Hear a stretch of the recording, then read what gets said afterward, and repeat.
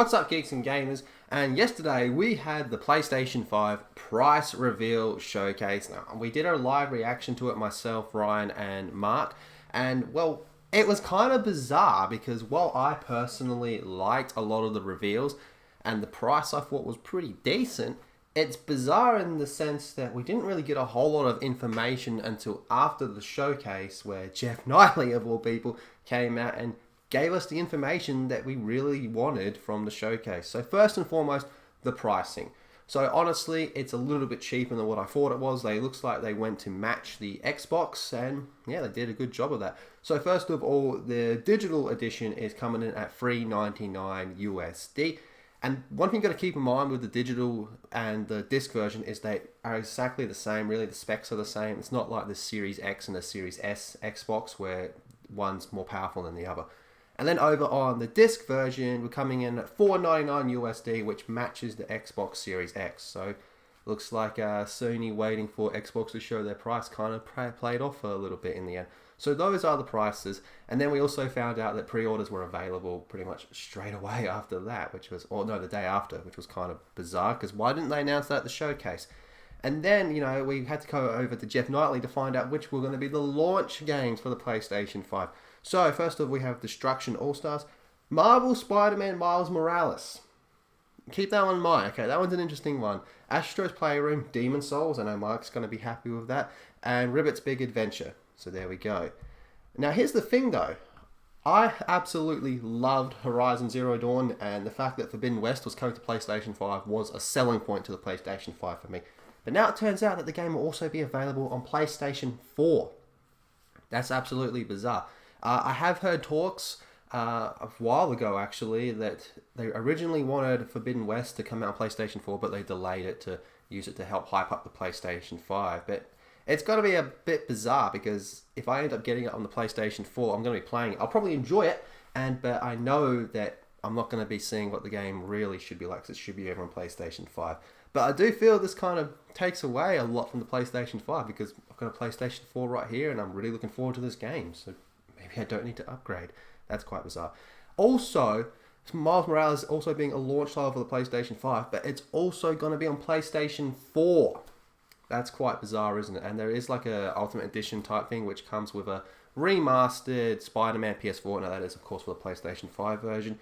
Miles Morales, it looked more of the same, which is a good thing, but not at the same time.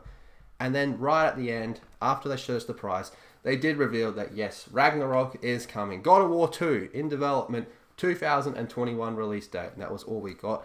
I felt that was a really nice way to end it, just with an announcement that it is in the works. But as for actually what else came out. So I'm a big fan of Final Fantasy, and the Final Fantasy 16 trailer was rumored to come out at this PlayStation 5 event. And it did. Honestly, I liked a lot of what I saw. But yeah, really, really early days. So we'll have to wait and see. I mean, Square Enix, especially with their Final Fantasy and Kingdom Hearts games, they have a tendency to announce something and then it's years till we actually see more of the game. So I'd kind of put this one in the back of my head for now. But I really liked what I saw with Final Fantasy 16. Now, Miles Morales. Like I said, it looked like more of the PlayStation 4 Spider-Man, which is good because I liked the PlayStation 4 Spider-Man. But at the same time, I can just play PlayStation 4 Spider-Man. Like, they talked about how they were going to add the Spider-Man Ps4 Remaster to the PlayStation 5. But considering how well Spider-Man PS4 sold, I feel a lot of people have already played through that game. I don't know. I'm 50-50 on Miles Morales. I didn't like the music they had in the trailer. Very nitpicky, I know. And again, it just looked more of the same, but if it's not broken, don't fix it, I think was maybe their mentality. But this is supposed to be the next generation going forward. And then they came out and said, oh, well, it's also on PlayStation 4. So basically, it's DLC. Make what you will of that. I'll end up playing it at some stage. Now, the Harry Potter Hogwarts Legacy.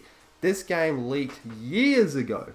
So I'm glad they finally revealed it. I'm not a Harry Potter guy, so it really didn't do a whole lot for me personally. I thought it looked decent, though.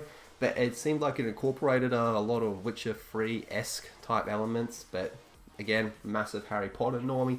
But I know a lot of people were excited for this, so awesome. And then next we had Resident Evil Village. This was a pretty sweet trailer, I gotta say. It was a pretty sweet trailer. Very spooky, very creepy. and it's good to see Resident Evil getting back to their horror roots and getting away from the whole press X to punch a boulder type gameplay they used to have. So, Black Ops Cold War and the free alpha. The free alpha they announced. Okay, that was cool. That was pretty cool. So they showed off a section of the campaign where there was a lot of sniping involved. We got to see the Black Ops signature RXD, the remote control explosive car. One thing that was pretty cool though was human shields. You know, I played a lot of Gears of War 2 back in the day, so it's interesting to see that they've incorporated the meat shields from this. That was pretty cool. That was pretty cool. You know, you grab someone using a human shield, pull the pin off them, throw them away, kaboom, awesome. And then at the end of that, they said, hey, free alpha available if you can download it. I think you probably had to download it from the PlayStation Store when this video goes public. So I'm looking forward to trying out the free alpha. Give it a chance, you know, it's Call of Duty. See what happens. Next was the Demon's Souls remake gameplay. Now this absolutely had Mark in a very happy mood, so it's always good to see our Cyborg in a good mood. I never played the first Demon's Souls. I'm not really into the Souls games. I think the first one I ever played was Neo 2. That's Souls-esque, right? Correct me if I'm wrong. But yeah, this did look pretty cool, and it's also going to be a launch title on PlayStation 5. Now this was interesting because they said this was coming to PC, and then they had to take down the trailer, and there was no clarification on that. And then they revealed in a Kotaku article that because it's not actually coming to PC, which is okay. I mean, you could have put a tweet out explaining that, but nope, you had to put it out for Kotaku. So, Deathloop. This is that game where you have to kill X number of targets in 24 hours or whatever, and you're stuck in a continuous loop. I'll admit the gameplay looked okay, not really my cup of tea though. But I felt this was kind of wasted space in the whole presentation, and that could be said for a lot of it in my opinion, because it didn't really do anything. Like, we knew the game was delayed and they showed a lot of the stuff we already knew was there, so I don't know why they put that one in there. Oddworld, Soulstorm, again, not really my cup of tea. I know there's quite a few people out there that are Oddworld fans, so yeah, this one looked a bit more mature. That was kind of the angle they were pushing it for. Now, I'm going to be real, I think Five Nights at Freddy's is just a bad meme at this stage, but the fact it's coming to PlayStation 5, whatever, okay, don't know why that was there. Devil May Cry 5 Special Edition. Never really got into Devil May Cry, but I played a few of them, and I've always liked what I played, so this looked pretty cool. I'll probably give this one a chance down the line if I get the time.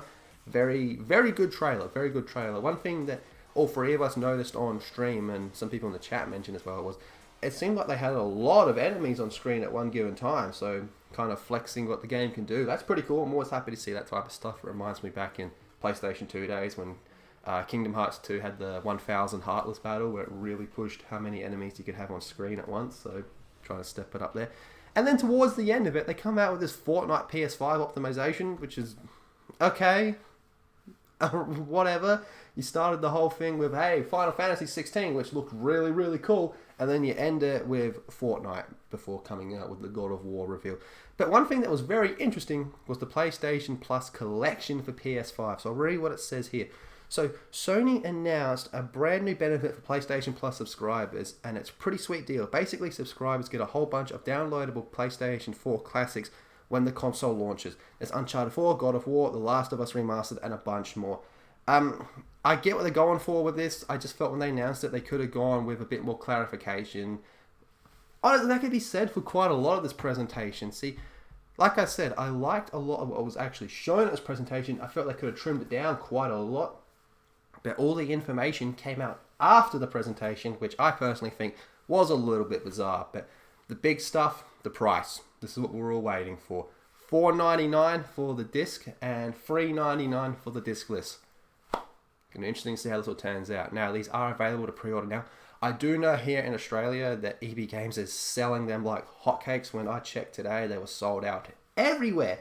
So, looks like they're going to be doing really, really well. But what do you guys make of all this? Were you happy with the PlayStation 5 presentation? Let me know in the comment section down below. Be sure and subscribe. Check out geeksandgamers.com. Consider becoming a premium member over there. Share the video around. Leave a big thumbs up on it. All that good stuff. Stay safe. Take care of yourself. And I'll see you all in the next video.